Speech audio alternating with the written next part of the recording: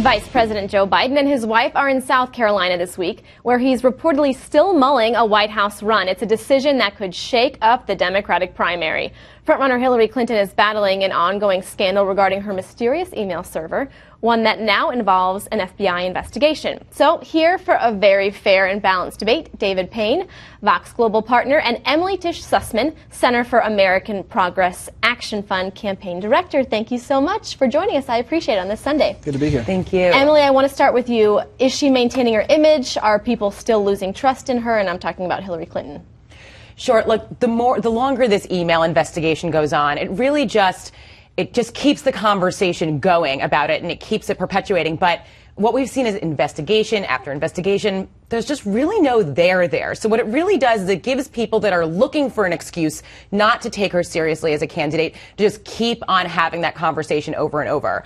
I honestly think the thing that's come out the most about her emails is that it's showed us that she's a little bit of humanity. She has a very difficult role, and now we know that she doesn't know how to use a fax machine. She goes to dinner with her friends. Okay, so, David, do you think she looks more personable now that we've had this ongoing scandal? The whole reason why she's running a multi-million-dollar ad campaign right now to try and share her personality, her relationship with her mother, with the country, is because her reputation is falling in every poll, and of course her trustworthiness is falling in every poll that's being conducted. So the campaign's taking action. They're trying to do business as usual, avoid interviews, avoid interacting with the press, avoid anything that's not scripted and staged with the public, but they know that something's happening here. And most recently, we heard her vow to a federal judge that she, to her knowledge, has turned over all of her emails.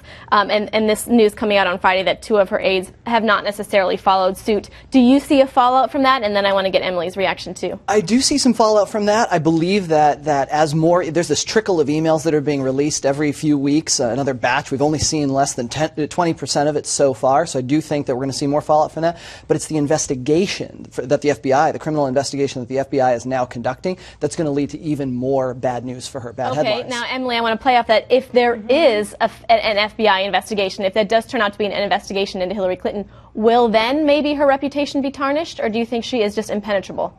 Well, I think we do need to be clear about what kind of investigations are going on. And so this is an IG and a special investigator. The only reason the FBI is involved is because that's standard protocol.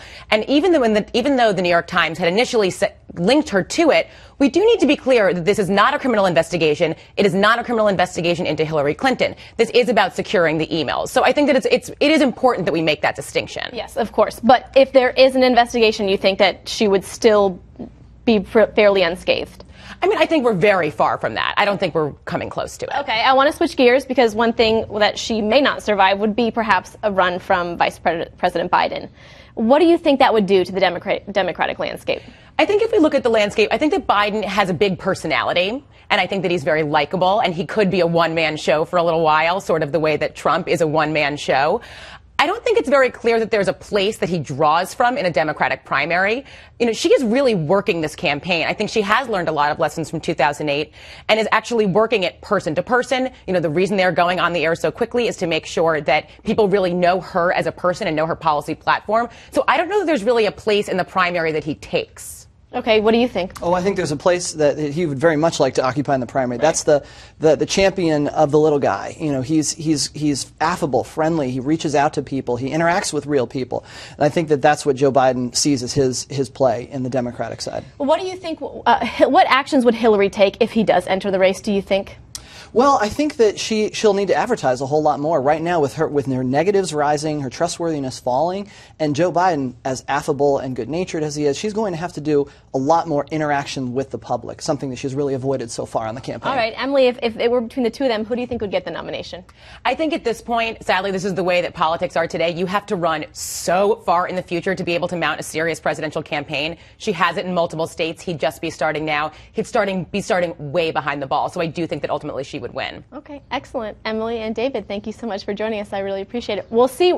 Apparently, we may know in September. So we'll find out. Thanks for joining us. Thank you.